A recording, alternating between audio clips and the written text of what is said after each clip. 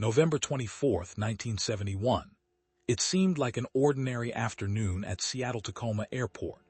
Travelers hurried through the terminal, business people prepared for holiday trips, and airline staff followed their usual routines. Among the crowd was a man who appeared completely unremarkable. He wore a black business suit, a white shirt, a black tie, and dark sunglasses. He carried a simple briefcase and moved with calm confidence. Nobody around him could have imagined that within a few hours, he would become one of the greatest mysteries in American history. The man purchased a one-way ticket under the name Dan Cooper. His destination was Portland, Oregon. The flight was short, expected to last less than an hour. After boarding the Boeing 727, Cooper chose a seat near the rear of the aircraft.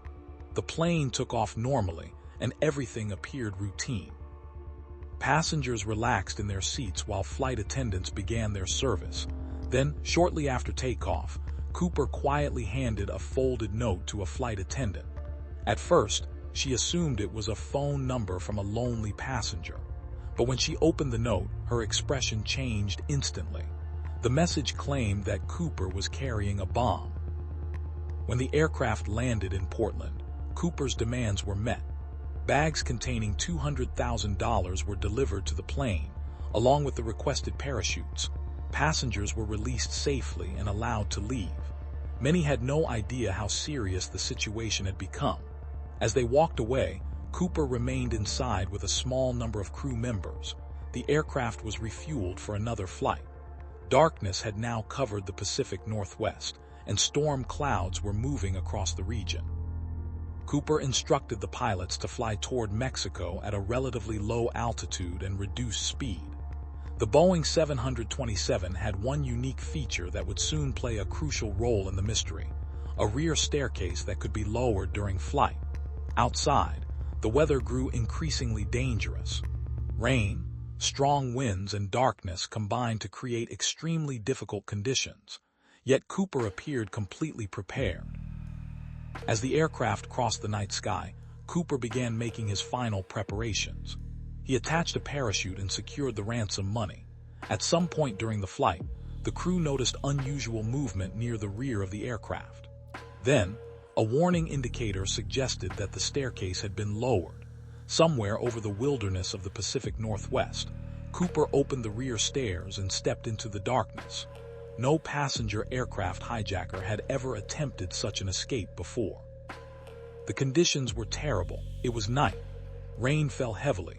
Strong winds battered the aircraft. Yet Cooper jumped. Moments later, he vanished into the storm.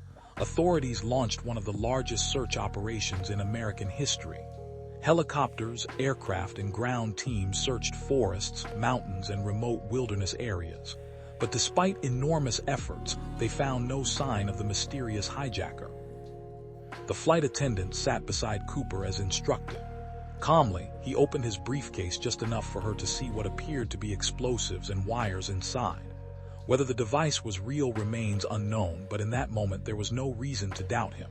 Unlike most hijackers, Cooper remained polite and composed. He did not shout. He did not threaten passengers. He simply explained his demands. He wanted $200,000 in cash. He also demanded 4 parachutes. The crew immediately informed the cockpit, and authorities on the ground were contacted. As the aircraft continued its flight, federal agents and airline officials rushed into action. Banks quickly gathered the ransom money, while emergency teams located parachutes that could be delivered to the plane. By now, the situation had become a race against time. Authorities hoped they could resolve the crisis peacefully, but nobody knew what Cooper planned to do once he received what he wanted.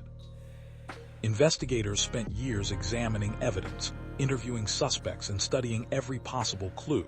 Hundreds of people were considered. None could be definitively linked to the crime. Then, nearly a decade later, an unexpected discovery reignited public interest. A young boy found bundles of cash buried along a riverbank. The serial numbers matched part of Cooper's ransom money. The discovery raised even more questions. How did the money get there? What happened after the jump? Did Cooper survive, or did he perish in the wilderness? Over the decades, countless theories have emerged. Some believe Cooper was an experienced military parachutist. Others argue he could not possibly have survived the conditions that night. Despite one of the most extensive investigations in FBI history, the truth remains unknown. No confirmed photograph after the hijacking. No verified identity. No final answer. More than 50 years later, the legend of D.B. Cooper continues to fascinate the world. A man boarded a plane, collected a fortune, jumped into a storm, and disappeared forever. And perhaps the most chilling part of the story is this: nobody knows what happened next. Do you think D.B. Cooper survived the jump?